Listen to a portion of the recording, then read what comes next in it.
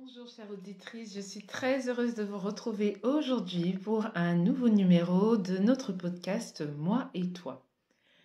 Aujourd'hui, j'ai le plaisir d'échanger avec Huguette qui va partager son témoignage sur le thème de pourquoi veux-tu te marier et notamment sur la question de qu'est-ce qui fait qu'on se sent prête et qu'on décide à un moment donné de sauter le pas. Bonjour Huguette. Bonjour Sandrine, bonjour à toutes les auditrices. Bienvenue, je suis très heureuse d'échanger avec toi. Est-ce que tu peux nous parler de toi en quelques mots, te présenter à nos auditrices pour qu'elles te connaissent davantage? Oui, avec plaisir. Merci beaucoup de me donner la parole aujourd'hui, de pouvoir échanger. Moi aussi, ça me fait très plaisir. Donc, je m'appelle Huguette. Je suis mariée depuis 7 mois aujourd'hui. Félicitations. Donc, merci. C'est tout frais, c'est tout beau. Tout beau encore. 3 points de suspension. Oui. Je suis entrepreneur dans différents domaines, la santé, l'événementiel, l'art et la décoration. Et j'ai plein d'autres casquettes, mais ça, on en parlera peut-être une autre fois. Et ravie d'être là aujourd'hui pour pouvoir partager tout simplement mon histoire, si je peux dire. Ma petite contribution à toutes tes belles rencontres, en tout cas. Et puis, rentrons dans le vif du sujet. Exactement, rentrons dans le vif du sujet. Donc, Huguette, tu as accepté de te prêter à l'exercice, de répondre à cette fameuse question, pourquoi veux-tu te marier? Et pour toi, ce sera plutôt pourquoi t'es-tu mariée? Quel a été ton cheminement jusqu'à cette étape de ton mariage? Alors, répondre à cette question, pourquoi je veux me marier, mais comment est-ce que j'étais prête à me marier, c'est d'abord répondre à savoir qu'est-ce que le mariage. Oui. Alors, je sais que tu as déjà fait des émissions là-dessus, donc je vais pas redire, mais je vais juste apporter ma petite contribution en disant que je me suis mariée, c'est parce que j'ai compris pourquoi. Qu'est-ce qu'était le mariage, pardon, et pourquoi est-ce que moi, Huguette, est-ce que j'avais envie, ou au-delà de j'avais envie, est-ce que je me sentais prête à me marier. Alors, est-ce qu'on se sent vraiment prête à se marier? Oui et non. Oui, parce que, alors moi, dans mon histoire, forcément, j'étais préparée préparée parce que j'ai grandi dans une famille avec des valeurs, dont des valeurs chrétiennes aussi. Donc, il faisait que rentrer dans une relation avec un homme sans avoir un but, et un des buts qui était le mariage, pour nous, c'était inconcevable, tout simplement. Donc, on a grandi avec l'exemple de nos parents, qui aujourd'hui sont mariés depuis 42 ans. Wow. Et qui sont toujours heureux, toujours amoureux. Donc, on va dire que pour nous, c'est une institution. Donc, je suis la deuxième d'une fratrie de 4. Et sur les 4, il y en a déjà 3 qui sont mariés, dont moi, la nouvelle mariée, on va dire. Donc, ils sont mariés déjà depuis un bon moment. Donc, je me suis sentie prête, oui, mais pas forcément au moment où on a des rêves plein la tête, la vingtaine, et tout ça. Ça ne veut pas dire que je n'y pensais pas, mais vraiment, si je devais mettre alors une période, ça a été aux alentours de mes 35 ans. Et finalement, je me suis mariée à 41 ans. D'accord. Vous voyez, le mariage, c'est pas une question d'âge non plus. La préparation de mariage, c'est pas non plus une question d'âge, si je peux dire, mais c'est une question de saison. Exactement. Et de sentir en fait que y a quelque chose, où il y a une étape supplémentaire que je dois vivre. Et c'est en ça où je me suis dit, oui, le mariage, c'est pour moi. C'est pour moi parce que je sais que c'est cette saison-là qu'il faut que je vive. D'accord, voilà. Très bien. Donc, tu disais une chose intéressante, c'est qu'il y a eu une période de préparation, en tout cas où tu as pris conscience que tu avais compris ce qu'était le mariage. Il y a eu ton éducation aussi qui t'a aidé à comprendre l'importance de te marier. Et donc, tu arrives à tes 35 ans. Est-ce que tu peux nous raconter un peu cette parcelle de vie entre tes 35 et tes 41 ans en quelques mots, en fait, ton cheminement, parce qu'au final, tu te maries à 41 ans. Oui. Donc, quel a été le cheminement? Alors, je dis je me marie à 41 ans, mais ça ne veut pas dire que je n'ai pas eu de relations avant. Mais comme j'expliquais, c'est vrai que nous, les relations, en fait, est-ce que je peux dire que la réussite d'une relation amoureuse conduit au mariage, c'était une croyance que j'avais. Seulement, ce que j'ai appris dans mon parcours, c'est justement ce fait-là de, avant même de pouvoir se lancer dans cette relation ou dans le mariage, si je peux dire, il faut apprendre à se connaître soi. Exactement. Et donc, dans mon cheminement, pourquoi est-ce que je me suis mariée pour certaines personnes tardivement, mais pour moi, je crois que je me suis mariée au bon moment. Oui. C'est parce que j'ai appris à me connaître Mhm. pendant toute cette période-là. Oui. Et au final, je suis en train de devenir la femme que j'ai envie d'être d'abord, Oui. avant de devenir l'épouse de monsieur Oui. quelqu'un. Exactement. Donc, dans ce cheminement, donc, alors, avant de me marier à mon cher et tendre aujourd'hui, j'avais une relation qui a duré un certain temps, donc 7 ans. Et de cette relation, en fait, est sorti beaucoup d'enseignements. Oui. D'enseignements et surtout d'expériences qui m'ont fait me dire que oui, je suis faite pour le mariage. Oui. Donc, je sais que le mariage, c'est un don hein, que Dieu donne, c'est une grâce que Dieu nous donne.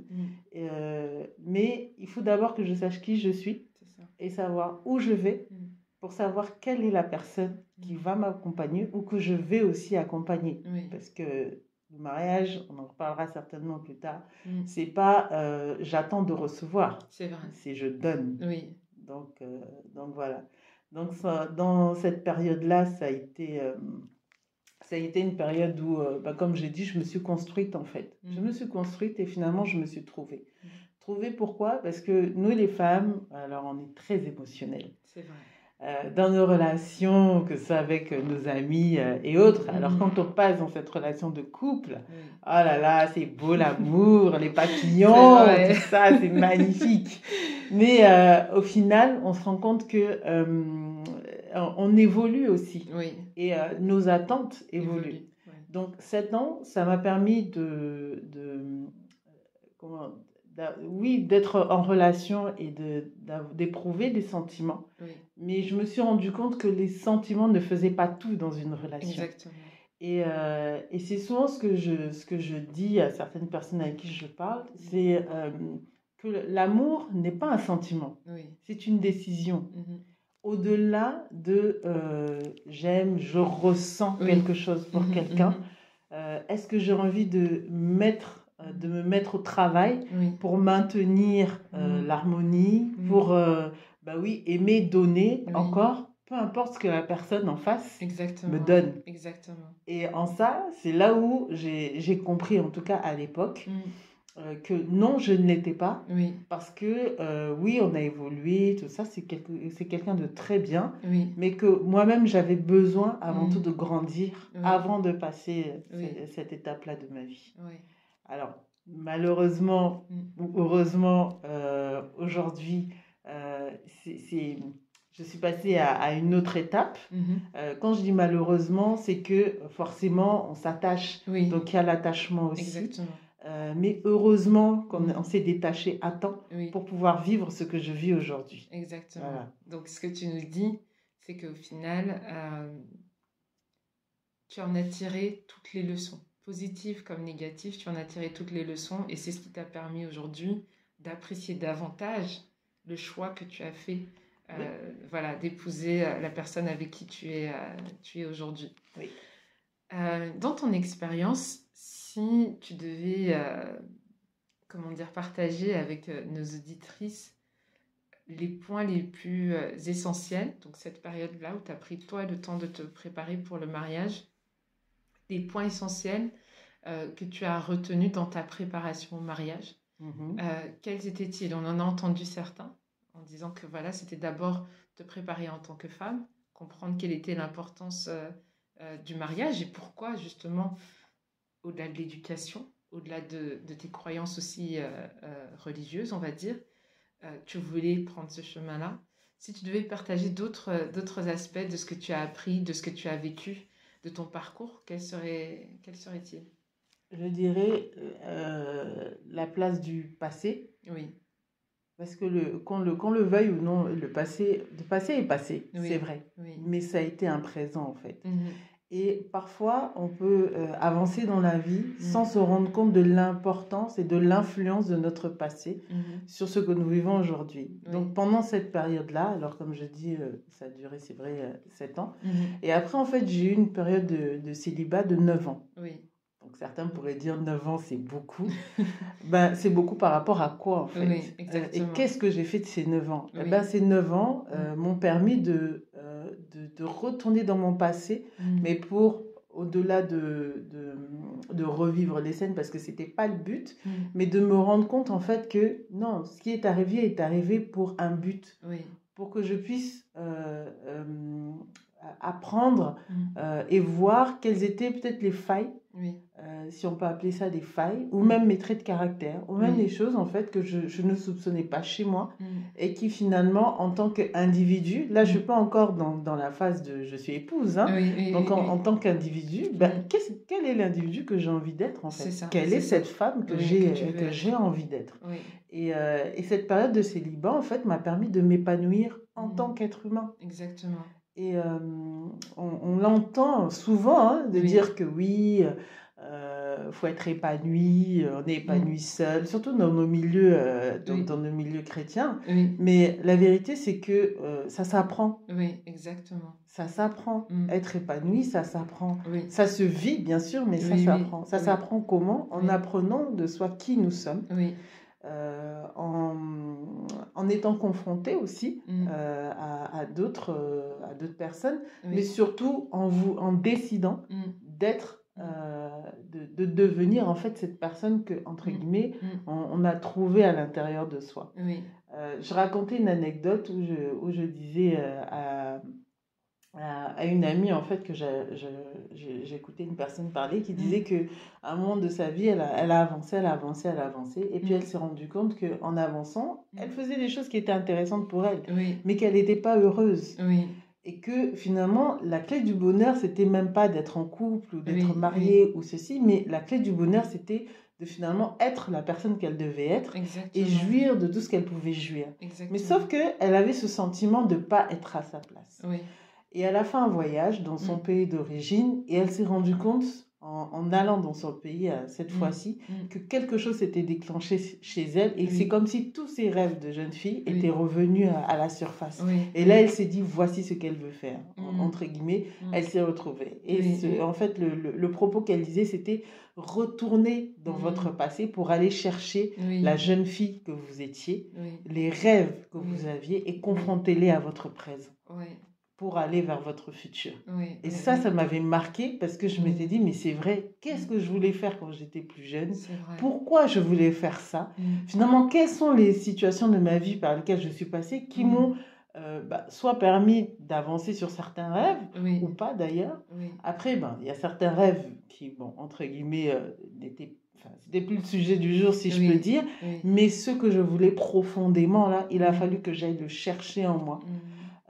Ôter toutes ces histoires du passé là pour pouvoir vivre maintenant au présent et me dire que voici comment je vais travailler, qu'est-ce que je mets en place pour pouvoir avancer sur ces projets là. Donc ça fait partie du parcours hein.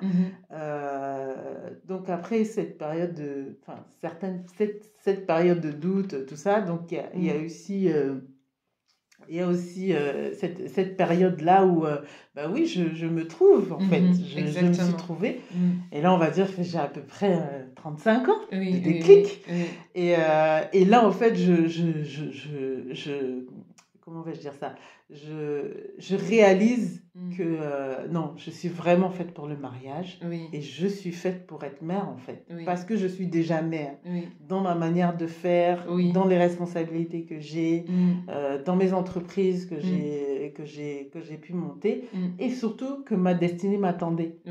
Et n'attendait que moi au final. Exactement. Et au moment où j'ai commencé à travailler à la manifestation de cette destinée, c'est-à-dire le schéma où je m'étais donné ce que j'avais eu à cœur de faire et comment le faire, c'est à ce moment-là que j'ai rencontré mon mari. Waouh. Donc en fait, juste au bon moment, si on peut dire. Oui, au bon moment. C'est-à-dire tout était déjà aligné. Tu étais déjà une femme épanouie. Tu avais déjà conscience, en fait, que ton temps de célibat, on va dire la grâce qui accompagne le temps de célibat, arrivait à son terme. Et en fait, tu avais déjà... Voilà, c'était le bon rendez-vous. C'est ça. Ouais. Et pour le coup, c'est vraiment un rendez-vous. Oui. On en parlera un peu plus tard, mais c'était vraiment un rendez-vous. Très bien. On arrive déjà sur la fin. Et je voulais que tu partages avec nos auditrices ce qui, pour toi, est important, en fait, avant de décider de s'engager. Qu'est-ce qui doit être important pour une femme avant de décider de s'engager? Et si jamais elle est déjà dans une relation, qu'est-ce elle ne doit jamais oublier ou en tout cas mettre en pratique? Tu vois, tu as deux points à aborder en fonction de la situation de chacune. Alors, je vais le dire d'une autre manière, mais je vais répondre à ta question. Le mariage, c'est comme un voyage. Oui. Et le mariage, c'est comme un voyage que nous faisons à deux. Oui. Et où nous n'avons qu'une seule valise. Oui, c'est vrai. Donc, quand deux personnes se rencontrent pour ne former qu'un, parce que c'est comme ça, c'est ce qu'est le mariage, deux personnes se rencontrent, elles ont deux histoires différentes. Elles ont des cultures différentes, elles ont des visions différentes parfois. Mais qu'est-ce qui fait que deux personnes décident de se mettre en couple et d'avancer vers le mariage? Le mariage, c'est moi souvent, je le dis comme ça, c'est cette relation qui doit durer. Parce que ça doit durer. Le mariage a une connotation, en tout cas pour moi, de solidité d'une relation. Pourquoi? Parce qu'on est dans une alliance. Et une alliance est différente qu'un simple on sort ensemble. Non. Et une alliance demande un engagement. Et en fait, le mariage, c'est cet engagement qui pousse deux personnes à vouloir avancer vers la même direction. Et dans ça, en fait, comme je disais, c'est ce voyage-là où nous n'avons qu'une seule valise. Alors que quand on arrive, chacun de nous a déjà des bagages. Exactement. Et bien, qu'est-ce qu'on décide de laisser et qu'est-ce qu'on décide de prendre ensemble pour pouvoir continuer le voyage ensemble? C'est là où est le mariage. Donc, avant le mariage, faites déjà le tri dans vos bagages. Vos valises. Vous préparez bien les affaires de la valise. C'est ça. Qu'est-ce que chacun d'entre vous mettez dans vos valises, en fait? C'est ça. Et qu'est-ce que vous avez transporté depuis des années que vous ignorez même? Exactement. Parce qu'on est obligé de faire du tri. Exactement. Demain, quelqu'un déménage et va trier sa maison. Et bien, c'est la même chose. C'est vrai. On va trier. Donc, ce que moi, j'encourage les femmes et les hommes aussi à faire. Dès aujourd'hui, n'attendez pas de rencontrer quelqu'un pour faire du tri. Exactement. Triez déjà. Exactement. Triez dans votre passé. Triez ce que vous avez dans vos émotions. Beaucoup dans les émotions, et ça je dis parce que le mariage n'est pas fait pour les enfants. Le mariage, on a intérêt à être mature parce que c'est une question de maturité. Alors on nous demandera qu'est-ce que la maturité? La maturité, c'est pas l'âge, c'est pas vrai. La maturité, c'est encore ça nécessiterait même une émission. C'est vrai. Donc on va pas aller dedans, mais c'est cette prise de décision en fait, encore une fois, de lâcher prise sur certaines choses et de garder l'essentiel. C'est ça la maturité pour moi. Donc une fois qu'on a fait le tri, une fois qu'on a décidé d'être mature, n'est-ce pas? Il faut savoir qui on est. Exactement. Sans savoir qui vous êtes, là, c'est le monde qui vous dira. C'est la personne en face de vous qui vous dira qui vous êtes. Alors que non, c'est à vous de dire à la personne qui vous êtes. Exactement. C'est à vous de vous positionner sur le chemin de votre destinée. Et vous allez vous rencontrer quelque part. Et quand vous vous rencontrez, c'est pour échanger ensemble qui nous sommes et ce que nous voulons faire. D'où maintenant le point sur où est-ce qu'on va. Savoir où est-ce que vous allez, mais déjà en tant qu'individu. Si moi je veux prendre un billet d'avion pour aller à Manchester ou je ne sais pas où, et que la personne que je rencontre, elle va de l'autre bout de la terre en Australie, on ne va pas au même endroit. Exactement. Et pourtant, on est à l'aéroport. Donc, on peut aussi rencontrer la bonne personne ou la personne à l'aéroport qui pensait devoir aller en Australie et qui au final, au décours d'une conversation, se rend compte que non. Étape de Manchester d'abord. C'est vrai. Il y a de ça aussi. Mais il faut savoir nous, en tant qu'individus, où est-ce qu'on va. Et si on peut clôturer là-dessus. Et c'est comme ça qu'on décide ensemble de faire du tri dans nos bagages. Des fois, on aide aussi l'autre à trier. À trier, exactement. Et c'est ça qui est beau dans le couple. Là, Oui. je parle de la relation de couple. Oui. Et ben, au final du tri, des fois, c'est compliqué. Il y a des C'est choses vrai. qu'on n'a pas envie de C'est vrai, voir. c'est ça. Et pourtant, il faut Oui, les voir. Mais exactement. ce qui est beau dans le couple, et c'est ça l'amour aussi, c'est de Oui. se décider au-delà de ce que je vois, Oui, ben, je regarde à où on part. exactement. Et dans ce cas-là, on met ensemble Oui. pour pouvoir avancer ensemble. Ouais. Et puis au final, on ferme la valise, Oui, les billets d'avion sont pris, c'est et vrai. puis on prend le Et vol. on prend le vol. Destination bonheur. Exactement. En tout cas, merci beaucoup Huguette d'avoir partagé avec nous, avec chacune des auditrices, ton témoignage, ton parcours, tes conseils. J'espère vraiment que chacune d'entre nous a été bénie, en tout cas chacune d'entre vous avait été bénie. Je vous dis à très bientôt pour un prochain podcast. Au revoir.